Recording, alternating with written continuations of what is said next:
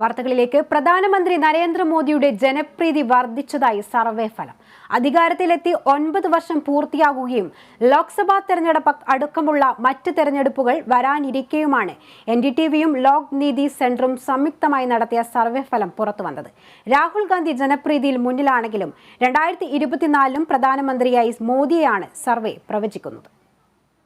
കർണാടക തെരഞ്ഞെടുപ്പിലെ BJPയുടെ കനത്ത തോൽവിക്ക് പിന്നാലെ നടത്തിയ സർവേയിലാണ് ഏറ്റവും ജനപ്രീതിയുള്ള നേതാവായി നരേന്ദ്രമോദിയെ തെരഞ്ഞെടുത്തത്.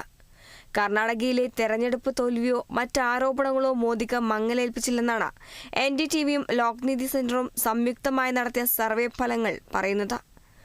19 സംസ്ഥാനങ്ങളിലെ 71 മണ്ഡലങ്ങളിലായി നടത്തിയ സർവേയിൽ പങ്കെടുത്തവരുടെ പ്രിയപ്പെട്ട പ്രധാനമന്ത്രി മോദി തന്നെയാണ്.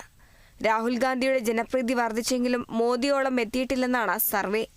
43% അടുത്ത ലോക്സഭാ തെരഞ്ഞെടുപ്പിലും മോദി സർക്കാർ അധികാരത്തിൽ തിരിച്ചു വരണമെന്നാണ് ആഗ്രഹിക്കുന്നത്.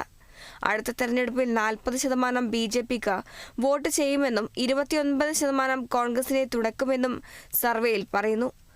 2019 37% BJPയുടെ വോട്ട് ശതമാനം 2023 39% ഉയർന്നു. എന്നാൽ 19% മാത്രമായിരുന്ന കോൺഗ്രസിന് അത് 27% മാറിയെന്നതും ശ്രദ്ധേയമാണ്. നരേന്ദ്രമോദി, രാഹുൽ ഗാന്ധി, മമതാ ബാനർജി, അരവിന്ദ് കെജ്രിവാൾ, അഖിലേഷ് യാദവ്, നിതീഷ് കുമാർ എന്നിവരാണ് സർവേ അടുത്ത പ്രധാനമന്ത്രി സ്ഥാനത്തേക്ക് കണ്ട പേരുകൾ. മോദിയും രാഹുലും ഒഴിച്ചാൽ മറ്റ് നേതാക്കൾ സർവേ ഫലത്തിൽ 2 അക്കം പോലും തികച്ചില്ല. മോദി ഭക്തിക്ക് പിന്നിൽ എന്താണെന്ന ചോദ്യത്തിന് 25% ജനങ്ങൾ മോദിയുടെ വാക്ചാതുര്യത്തിലാണ് മാർക്കിടുന്നത്.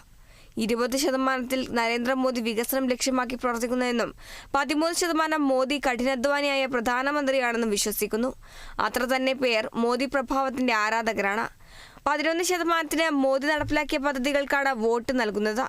രാഹുലിന് ജനപ്രീതിയിൽ വർധനവുണ്ടായത് ഭാരത് ജോഡോ യാത്രയ്ക്ക് പിന്നാലെയാണെന്നും പറയുന്നു. സർവേയിൽ പങ്കെടുത്ത 55% പേർക്ക് കേന്ദ്ര സർക്കാരിന്റെ പ്രവർത്തനങ്ങളിൽ തൃപ്തരാണെന്നും 38% ഒരു പരിധിവരെ അതൃപ്തിയുണ്ടെന്നും സർവേയിൽ പറയുന്നു. 2019 നിന്നും 2023 എത്തുമ്പോൾ കോൺഗ്രസ് രാജ്യത്തെ പ്രീതി വർദ്ധിക്കുന്നതെന്നും സർവേ വ്യക്തമാക്കുന്നു. National desk, Kerala vision news.